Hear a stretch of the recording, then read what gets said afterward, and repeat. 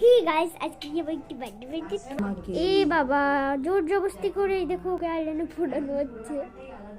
তোমার এটা কি অবস্থা? ভূতের মতো লাগবে পরে। হ্যাঁ,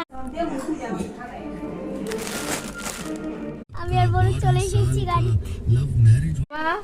মোমবাতি জ্বালাই দিয়া শুনো বুঝছো ফটো আইতো না তো তুমি একটু এই মো একটা স্মাইল করো তো ইয়ে করো খাচ্ছি তো এই দেখুন এখানে বার্থডেটা সাজিয়েছে মূলত লাফালাফি।